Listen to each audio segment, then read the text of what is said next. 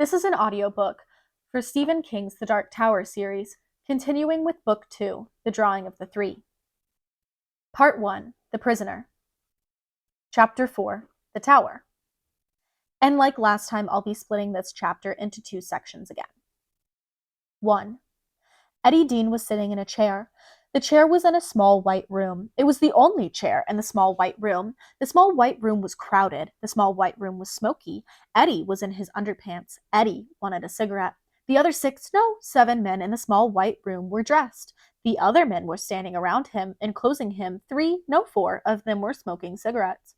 Eddie wanted to jitter and jive. Eddie wanted to hop and bop. Eddie sat still, relaxed, looking at the men around him with amused interest, as if he wasn't going crazy for a fix, as if he wasn't going crazy from simple claustrophobia. The other in his mind was the reason why. He had been terrified of the other at first. Now he thanked God for the other was there. The other might be sick, dying even, but there was enough steel left in his spine for him to have some left over to loan to this scared 21-year-old junkie. "That is a very interesting red mark on your chest," one of the customs men said. A cigarette hung from the corner of his mouth. There was a pack in his shirt pocket. Eddie felt as if he could take about 5 of the cigarettes in that pack, line his mouth with them from corner to corner, light them all, inhale deeply, and be easier in his mind. "It looks like a stripe. It looks like you had something taped there, Eddie," and all at once decided it would be a good idea to rip it off and get rid of it. "I picked up an allergy in the Bahamas," Eddie said. "I told you that. We've been through all of this several times. I'm trying to keep my sense of humor, but it's getting harder all the time." "Fuck your sense of humor," another said savagely. And Eddie recognized that tone. It was the way he himself sounded when he'd spent half a night in the cold waiting for the man and the man didn't come. Because these guys were junkies too. The only difference was guys like him and Henry were their junk.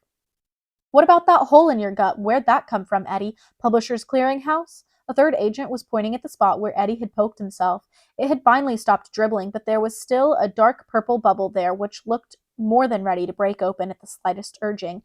Eddie indicated the red band where the tape had been. "It itches," he said. This was no lie. "I fell asleep on the plane. Check the stew if you don't believe me." "Why wouldn't we believe you, Eddie?" "I don't know," Eddie said. "Do you usually get big drug smugglers who snooze on their way in?" He paused, gave them a second to think about it, then held out his hands. Some of the nails were ragged, others were jagged. When you came cool turkey, he discovered, your nails suddenly became your favorite munchies. "I've been pretty good about not scratching, but I must have dug myself a damned good one while I was sleeping. Or while you were on the nod. That could be a needle mark." Eddie could see they both knew better. "You shot yourself up that close to the solar plexus, which was the nervous system's switchboard, and you weren't ever going to shoot yourself up again." "Give me a break," Eddie said. "You were in my face so close to look at my pupils, I thought you were going to soul kiss me. You know I wasn't on the nod." The third customs agent looked disgusted. "For an innocent lambikins, you know an awful lot about dope, Eddie." "What I didn't pick up on Miami Vice, I got from the Reader's Digest. Now tell me the truth. How many times are we going to go through this?" A fourth agent held up a small plastic baggie. In it were several fibers. "These are filaments. We'll get lab confirmation, but we know what sort they are. They're filaments of strapping tape."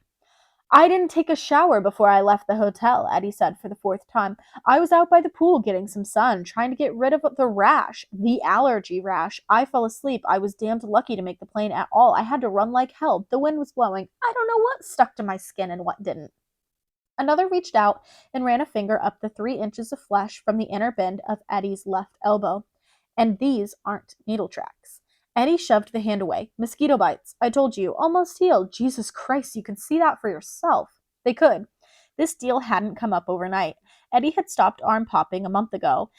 Henry couldn't have done that, and that was one of the reasons it had been Eddie. Had to be Eddie.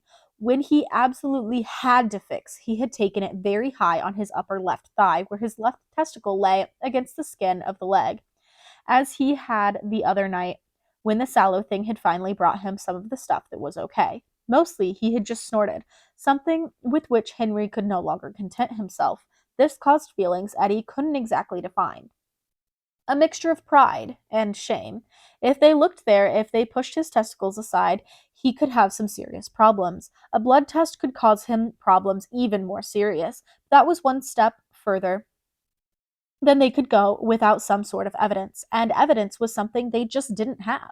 They knew everything but could prove nothing. All the difference between world and want, his dear mother would have said. Mosquito bites. Yes. And the red marks an allergic reaction. Yes, I had it when I went to the Bahamas. It just wasn't that bad. He had it when he went down there, one of the men said to the other. Uh-huh, the second said. You believe it? Sure. You believe in Santa Claus? Sure. When I was a kid, I even got my picture taken with him once. He looked at Eddie. You got a picture of this famous red mark from before you took your little trip, Eddie? Eddie didn't reply. If you're clean, why won't you take a blood test? This was the first guy again, the guy with the cigarette in the corner of his mouth. It had almost burned down to the filter. Eddie was suddenly angry, white hot angry. He listened and sighed. Okay, the voice responded at once, and Eddie felt more than agreement. He felt a kind of go-to-the-wall approval. It made him feel the way he felt when Henry hugged him, tousled his hair, punched him on the shoulder, and said, You done good, kid. Don't let it go to your head, but you done good. You know I'm clean, he stood up suddenly, so suddenly they moved back. He looked at the smoker who was closest to him, and I'll tell you one thing, babe. If you don't get that coffin nail out of my face, I'm going to knock it out. The guy recoiled.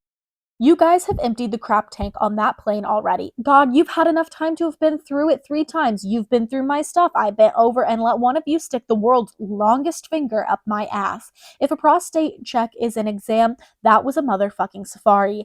I was scared to look down. I thought I'd see that guy's fingernail sticking out of my cock. He glared around them. You've been up my ass, you've been through my stuff, and I'm sitting here in a pair of jockeys with you guys blowing smoke in my faces. You want a blood test? Okay, bring in someone to do it. They murmured, looked at each other, surprised, uneasy. If you want to do it without a court order, Eddie said, whoever does it better bring a lot of extra hypos and vials because I'll be damned if I'm going to piss alone. I want a federal marshal in here and I want each one of you to take the same goddamn test and I want your names and IDs on each vial and I want them to go into that federal marshal's custody and whatever you test mine for, cocaine, heroin, bennies, pot, whatever, I want those same tests performed on the samples from you guys and then I want the results turned over to my lawyer. Oh boy, your lawyer, one of them cried. That's what it always comes down to with you shitbags, doesn't it, Eddie? You'll hear from my lawyer. I'll sick my lawyer on you. That crap makes me want to puke. As a matter of fact, I don't currently have one, Eddie said, and this was the truth. I didn't think I needed one. You guys changed my mind. You got nothing because I have nothing, but the rock and roll just doesn't stop, does it? So you want me to dance? Great, I'll dance, but I'm not going to do it alone. You guys will have to dance too. There was a thick, difficult silence. I'd like you to take down your shorts again, please, Mr. Dean, one of them said. This guy was older. This guy looked like he was in charge of things. Eddie thought maybe he was. Just maybe. This guy had finally realized where the fresh tracks might be. Until now, they hadn't checked. His arms, his shoulders, his legs, but not there. They had been too sure they had a bust. I'm through taking things off, taking things down, and eating this shit, Eddie said. You get someone in here and we'll do a bunch of blood tests or I'm getting out. Now, which do you want? That silence again. And when they started looking at each other, Eddie knew he had won. We won, he amended. What's your name, fella? Roland. Yours is Eddie. Eddie Dean. You listen good. Listen and watch. Give him his clothes, the older man said disgustedly. He looked at Eddie. I don't know what you had or how you got rid of it, but I want you to know we're going to find out. The old dude surveyed him. So there you sit, almost grinning. What you say doesn't make me want to puke. What you are does. I make you want to puke. That's affirmative. Oh boy, Eddie said. I love it. I'm sitting here in a little room and I've got nothing on but my underwear, and there's 7 guys around me with guns on their hips, and I make you want to puke. Man, you have got a problem. Eddie took a step toward him. The customs guy held his ground for a moment, and then something in Eddie's eyes, a crazy color that seemed half hazel, half blue, made him step back against his will.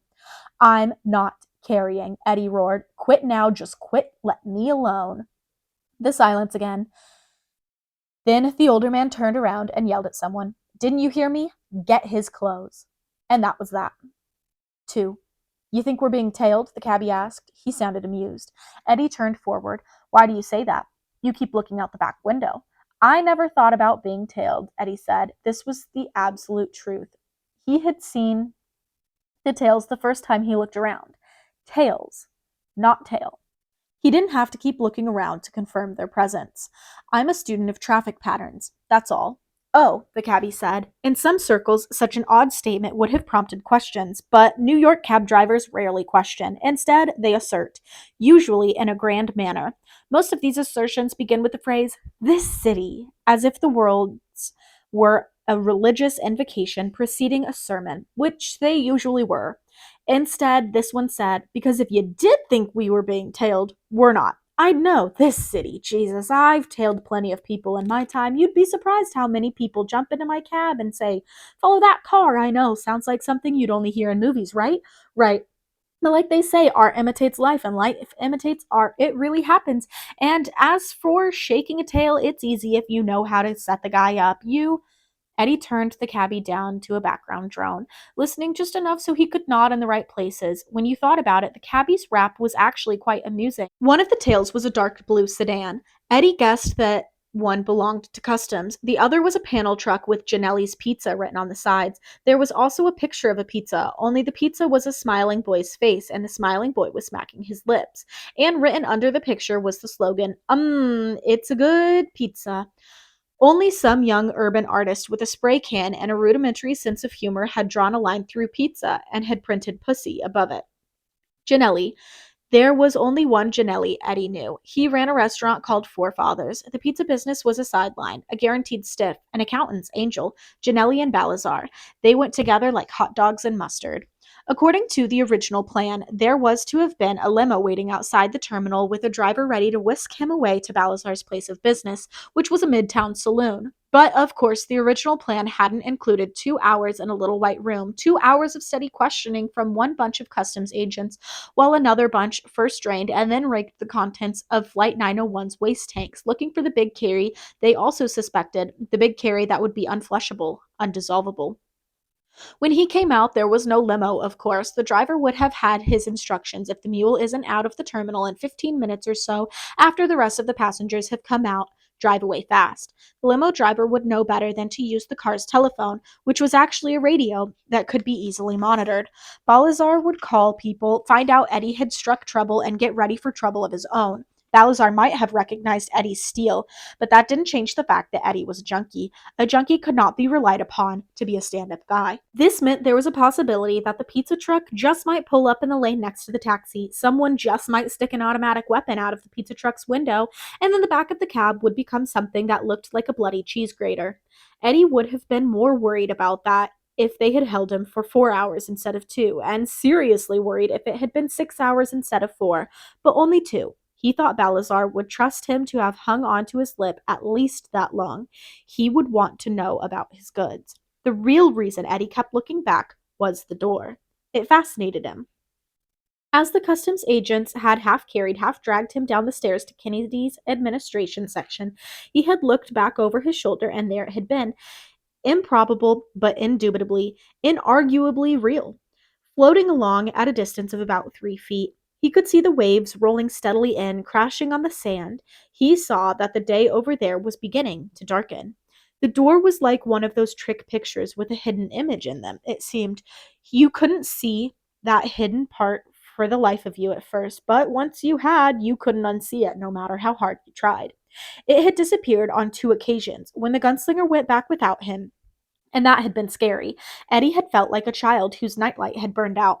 The first time had been during the customs interrogation. I have to go. Roland's voice had cut cleanly through whatever questions they were currently throwing at him. I'll only be a few moments. Don't be afraid. Why? Eddie asked. Why do you have to go? What's wrong? One of the customs guys had asked him. All of a sudden, you look scared. All of a sudden, he had felt scared, but of nothing this yo-yo would understand. He looked over his shoulder, and the customs men had also turned. They saw nothing but a blank white wall covered with white panels drilled with holes to damp sound. Eddie saw the door, its usual 3 feet away. Now it was embedded in the room's wall, an escape hatch none of his interrogators could see. He saw more. He saw things coming out of the waves. Things that looked like refugees from a horror movie where the effects are just a little more special than you want them to be, special enough so everything looks real. They looked like hideous crossbreedings of prawn, lobster, and spider, they were making some weird sound. You getting the Jim Jams? One of the customs guys had asked. You seeing a few bugs crawling down the wall, Eddie? That was so close to the truth that Eddie had almost laughed. He understood why the man named Roland had to go back, though. Roland's mind was safe enough, at least for the time being, but the creatures were moving toward his body, and Eddie had a suspicion that if Roland did not vacate it from the area it currently occupied, there might not be any body left to go back to. Suddenly, in his head, he heard David Lee Roth bawling, "Oh, I ain't got no body." And this time he did laugh. He couldn't help it. "What's so funny?" the customs agent, who had wanted to know if he was seeing bugs, asked him. "This whole situation," Eddie had responded, "only in the sense of the peculiar, not hilarious. I mean, if it was a movie, it would be more like Fellini than Woody Allen, if you get what I mean." "You'll be all right?" Roland asked. "Yeah, fine. TCB, man." "I don't understand." "Go take care of business." "Oh, all right. I'll not be long." And suddenly that other had been gone, simply gone, like a wisp of smoke so thin that the slightest vagary of wind could blow it away. Eddie looked around again, saw nothing but drilled white panels, no door, no ocean, no weird monstrosities, but he felt his gut begin to tighten. There was no question of believing it had all been a hallucination after all. The dope was gone, and that was all the proof Eddie needed. But Roland had helped somehow, made it easier. "You want me to hang a picture there?" one of the customs guys asked. "No," Eddie said and blew out a sigh. "I want you to let me out of here. Soon as you tell us what you did with the skag," another said. "Or was it coke?" And so it started again. Round and round she goes, and where she stops, nobody knows. 10 minutes later, 10 very long minutes, Roland was suddenly back in his mind. 1 second gone, the next second there. Eddie sensed he was deeply exhausted. "Taken care of?" he asked. "Yes. I'm sorry it took so long." A pause. "I had to crawl." Eddie looked around again. The doorway had returned, but now it offered a slightly different view of that world. And he realized that as it moved with him here, it moved with Roland there. The thought It was like being tied to this other by some weird umbilicus. The gunslinger's body lay collapsed in front of it as before, but now he was looking down a long stretch of beach to the braided high tide line where the monsters wandered about, growling and buzzing. Each time a wave broke, all of them raised their claws. They looked like the audiences in those old documentary films where Hitler's speaking and everyone is throwing up that old Sieg Heil salute like their lives depended on it, which they probably did when you thought about it. Eddie could see the tortured markings of the gunslinger's progress in the sand. As Eddie watched, one of the horrors reached up, lightning quick, and snared a seabird which happened to snoop too close to the beach. The thing fell to the sand in two bloody spraying chunks. The parts were covered by the shelled horrors, even before they had stopped twitching. A single white feather drifted up. A claw snatched it down. "Holy Christ," Eddie thought numbly. "Look at those snappers." "Why do you keep looking back there?" the guy in charge had asked. "From time to time, I need an antidote," Eddie said. "From what?" "Your face." 3.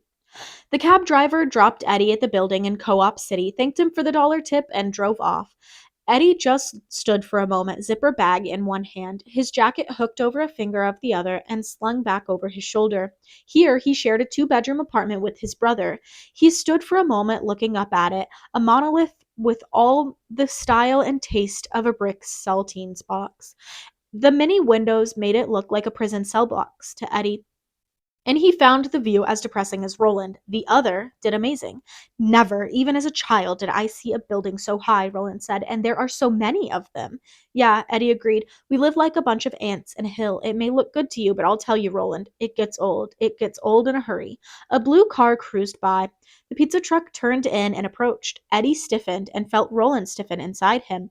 Maybe they intended to blow him away after all. "The door?" Roland asked. "Shall we go through? Do you wish it?" Eddie sensed Roland was ready for anything, but the voice was calm. "Not yet," Eddie said.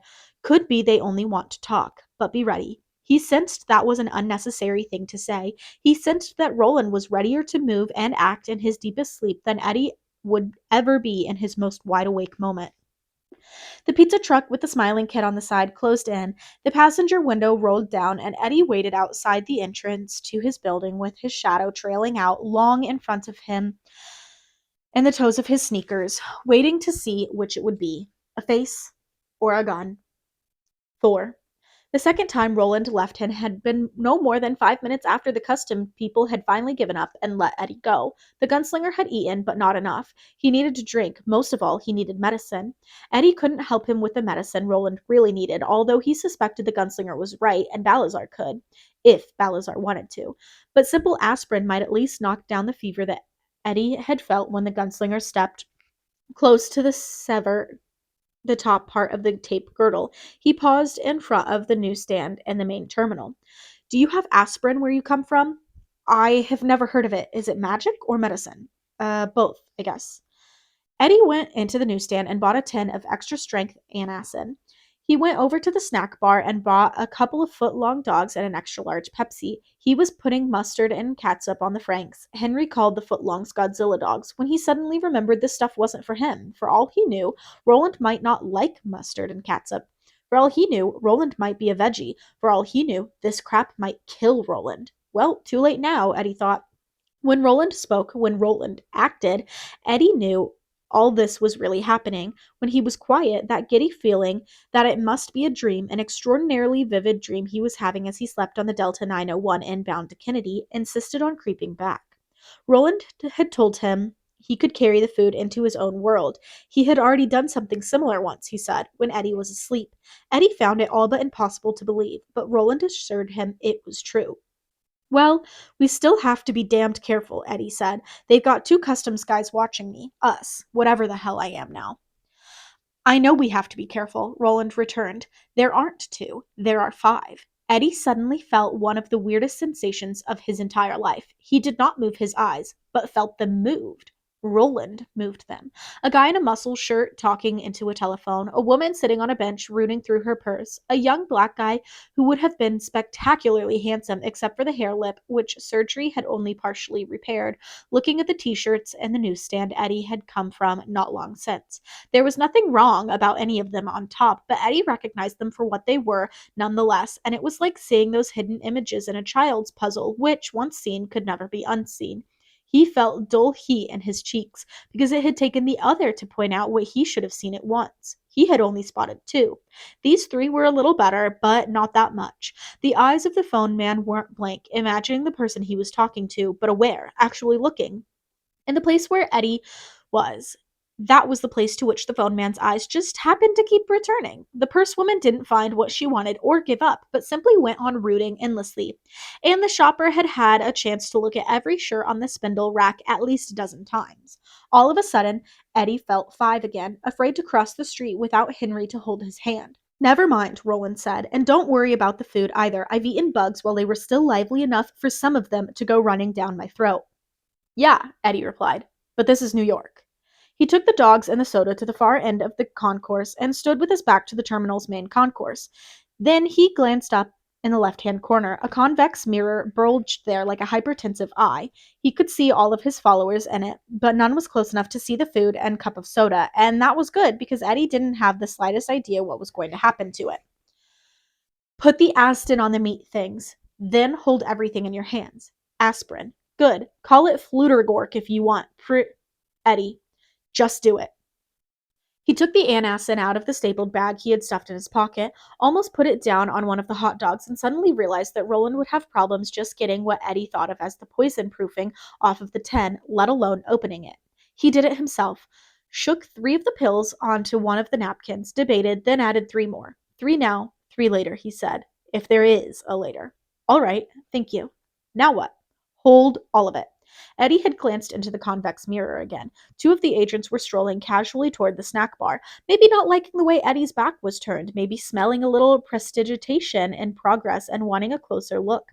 If something was going to happen, it better happen quick. He put his hands around everything, feeling the heat of the dogs and their soft white rolls, the chill of the Pepsi. In that moment, he looked like a guy getting ready to carry a snack back to his kids. And then the stuff started to melt. He stared down, eyes widening, until it felt to him that they must soon fall out and dangle by their stalks. He could see the hot dogs through the rolls. He could see the Pepsi through the cup, the ice-choked liquid curving to conform to a shape which could no longer be seen. Then he could see the red Formica counter through the footlongs and the white wall through the Pepsi. His hands slid towards each other, the resistance between them growing less and less. And then they closed against each other, palm to palm. The food, the napkins, the Pepsi Cola, the six anacin, all the things which had been between his hands were gone. Jesus jumped up and played the fiddle, Eddie thought numbly. He flicked his eyes up toward the convex mirror. The doorway was gone, just as Roland was gone from his mind. Eat hearty, my friend, Eddie thought. But was this weird alien presence that called itself Roland his friend? That was far from proved, wasn't it? He had saved Eddie's bacon, true enough, but that didn't mean he was a Boy Scout. All the same, he liked Roland, feared him, but liked him as well. Suspected that in time he could love him as he loved Henry. Eat well, stranger, he thought. Eat well, stay alive, and come back. Close by were a few mustard-stained napkins left by the previous customer. Eddie balled them up, tossed them in the trash barrel by the door on his way out, and chewed air as if finishing the last bite of something. He was even able to manufacture a burp as he approached the black guy on his way toward the signs pointing the way to luggage and ground transportation. Couldn't find a shirt you liked? Eddie asked. I beg your pardon. The black guy turned from the American Airlines departures monitor he was pretending to study. I thought maybe you were looking for one that said, Please feed me. I am a U.S. government employee, Eddie said, and walked on. As he headed down the stairs, he saw the purse rooter hurriedly snap her purse shut and get to her feet. Oh boy, this is going to be like the Macy's Thanksgiving Day parade. It had been one fuck of an interesting day, and Eddie didn't think it was over yet. 5. When Roland saw the lobster things coming out of the waves again, their coming had nothing to do with the tide then. It was the dark that brought them. He left Eddie Dean to move himself before the creatures could find and eat him. The pain he had expected and was prepared for. He had lived with pain so long it was almost an old friend. He was appalled, however, by the rapidity with which the fever had increased and his strength decreased. If he had not been dying before, he most assuredly was now. Was there something powerful enough in this prisoner's world to keep that from happening? Perhaps. But if he didn't get some of it within the next 6 or 8 hours, he thought it wouldn't matter. If things went much further, no medicine or magic in that world or any other would make him well again. Walking was impossible. He would have to crawl. He was getting ready to start when his eye fixed upon the twisted band of sticky stuff and the bags of devil powder. If he left the stuff here, the monstrosities would almost surely tear the bags open. The sea breeze would scatter the powder to the four winds, which is where it belongs, the gunslinger thought grimly, but he couldn't allow it. When the time came, Eddie Dean would be in a long tub of trouble if he couldn't produce that powder. It was rarely possible to bluff men of that sort he guessed Balazar to be. He would want to see what he had paid for, and until he saw it, Eddie would have enough guns pointed at him to equip a small army. The gunslinger pulled the twisted rope of glue string over to him and slung it over his neck. Then he began to work his way up the beach. He had crawled 20 yards, almost far enough to consider himself safe, he judged, when the horrible, yet cosmically funny realization that he was leaving the doorway behind came to him. What in God's name was he going through this for? He turned his head and saw the doorway, not down on the beach, but 3 feet behind him. For a moment, Roland could only stare and realize what he would have known already, if not for the fever and the sound of the inquisitors, drumming their ceaseless questions at Eddie. Where did you? How did you? Why did you? When did you? Questions that seemed to merge eerily with the questions of the scrabbling horrors that came crawling and wriggling out of the waves. Dada chop, dada chum, did a chick? As mere delirium. Not so. Now I take it with me everywhere I go, he thought, just as he does. It comes with us everywhere now, following like a curse you could never get rid of. All of this felt so true as to be unquestionable, and so did one other thing. If the door between them should close, it would be closed forever. When that happens, Roland thought grimly, he must be on this side, with me. What a paragon of virtue you are, gunslinger. The man in black laughed. He seemed to have taken up permanent residence inside of Roland's head. You have killed the boy. That was the sacrifice that enabled you to catch me and, I suppose, to create the door between worlds. Now you intend to draw your 3 one by one and condemn all of them to something you would not have for yourself, a lifetime in an alien world, where they may die as easily as animals in a zoo set free in a wild place. The tower, Roland thought wildly. Once I've gotten to the tower and done whatever it is I'm supposed to do there, accomplished whatever fundamental act of restoration or redemption for which I was meant, then perhaps they... But the shrieking laughter of the man in black, the man who was dead but lived on as the gunslinger's stained conscience, would not let him go on with that thought. Neither, however, could the thought of the treachery he contemplated turn him aside from his course. He managed another 10 yards, looked back, and saw that even the largest of the crawling monsters would venture no further than 20 feet above the high tide line. He had already managed 3 times that distance. It's well, then. Nothing is well, the man in black replied merrily, and you know it. Shut up, the gunslinger thought, and for a wonder, the voice actually did. Roland pushed the bags of devil dust into the cleft between 2 rocks and covered them with handfuls of sparse sawgrass. With that done, he rested briefly, head thumping like a hot bag of waters, skin alternately hot and cold, and then rolled back through the doorway into the other world, that other body, leaving the increasing deadly infection behind for a little while. 6. The second time he returned to himself, he entered a body so deeply asleep that he thought for a moment it had entered a comatose state, a state of such lowered bodily function that in moments he could feel his own consciousness start down a long slide into darkness. Instead, he forced his body toward wakefulness, punched and pummeled it out of the dark cave into which it had crawled. He made his heart speed up, made his nerves re-accept the pain that sizzled through his skin and woke his flesh to groaning reality. It was night now. The stars were out. The popkin things Eddie had bought him were small bits of warmth in the chill. He didn't feel like eating them, but eat them he would. First, though, he looked down at the white pills in his hand. Aston, Eddie called it. No, that wasn't quite right, but Roland couldn't pronounce the word as the prisoner had said it.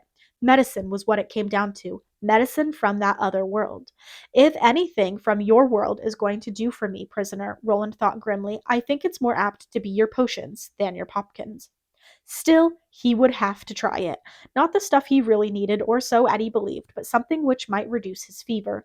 3 now, 3 later, if there is a later. He put 3 of the pills in his mouth, then pushed the cover, some strange white stuff that was neither paper nor glass, but which seemed a bit like both, off the paper cup which held the drink, and washed them down. The first swallow amazed him so completely that for a moment he only lay there, propped against the rocks, his eyes so wide and still and full of reflected starlight that he would surely have been taken for dead already by anyone who happened to pass by. Then he drank greedily, holding the cup in both hands, the rotted pulsing heart and the stumps of his fingers barely noticed in his total absorption with the drink. Sweet gods, such sweetness, such sweetness, such... One of the small, flat ice cubes in the drink caught in his throat. He coughed, pounded his chest, and choked it out. Now there was a new pain in his head, the silvery pain that comes with drinking something too cold too fast. He lay still, feeling his heart pumping like a runaway engine, feeling fresh energy surge into his body so fast he felt as if he might actually explode.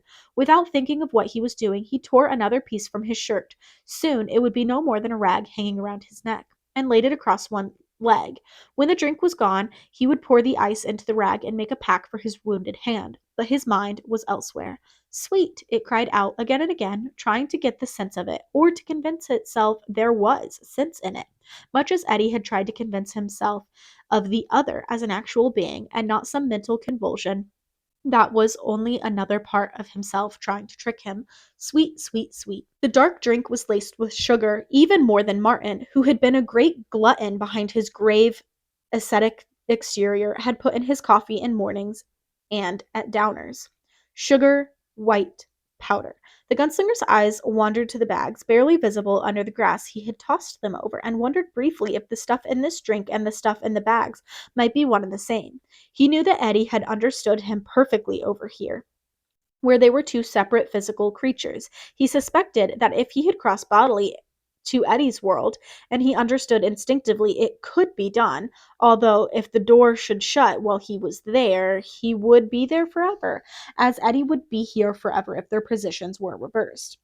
He would have understood the language just as perfectly. He knew from beginning, in Eddie's mind, that the languages of the 2 worlds were similar to begin with. Similar, but not the same. Here a sandwich was a popkin. There to Russell was finding something to eat. So was it not possible that the drug Eddie called cocaine was, in the gunslinger's world, called sugar? Reconsideration made it seem unlikely. Eddie had bought this drink openly, knowing that he was being watched by people who served the priests of customs. Further, Roland sensed he had paid comparatively little for it, less even than for the popkins of meat. No, sugar was not cocaine, but Roland could not understand why anyone would want cocaine, or any other illegal drug for that matter, in a world where such a powerful one as sugar was so plentiful and cheap. He looked at the meat popkins again, felt the first stirrings of hunger, and realized with amazement and confused thankfulness that he felt better. The drink, was that it? The sugar in the drink? That might be part of it, but a small part. Sugar could revive one's strength for a while when it was flagging.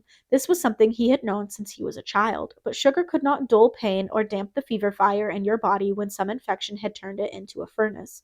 All the same, that was exactly what had happened to him, was still happening. The convulsive shuddering had stopped. The sweat was drying on his brow. The fishhooks which had lined his throat seemed to be disappearing. Incredible as it was also an inarguable fact, not just imagination or wishful thinking. In point of fact, the gunslinger had not been capable of such frivolity as the latter in unknown and unknowable decades. His missing fingers and toes still throbbed and roared, but he believed even these pains to be muted. Roland put his head back, closed his eyes, and thanked God. God and Eddie Dean. Don't make the mistake of putting your heart near his hand, Roland, a voice from the deeper ranges of his mind spoke. This was not the nervous, tittery-bitching voice of the man in black or the rough one of court. To the gunslinger it sounded like his father. You know that what he's done for you, he has done out of his own personal need, just as you know that those men, inquisitors though they may be, are partly or completely right about him. He is a weak vessel, and the reason they took him was neither false nor base. There is steel in him, I dispute it not, but there is weakness as well. He is like Hax the cook. Hax poisoned reluctantly, but reluctance has never stilled the screams of the dying as their intestines rupture, and there is yet another reason to beware. But Roland needed no voice to tell him what that other reason was. He had seen that in Jake's eyes when the boy finally began to understand his purpose. Don't make the mistake of putting your heart near his hand. Good advice. You did yourself ill to feel well of those to whom ill must eventually be done. Remember your duty, Roland. I've never forgotten it. He husked as the stars shone pitilessly down and the waves grated on the shore and the lobster monstrosities cried their idiot questions. I'm damned for my duty, and why should the damned turn aside? He began to eat the meat popkins which Eddie called dogs. Roland didn't much care for the idea of eating dog, and these things tasted like gutter leavings compared to the tutor fish, but after that marvelous drink, did he have any right to complain? He thought not. Besides, it was late in the game to over-worry much about such niceties. He ate everything and then returned to the place where now Eddie was, in some magical vehicle that rushed along the metal roads filled with other such vehicles, dozens, maybe hundreds, and not a horse pulling a single one.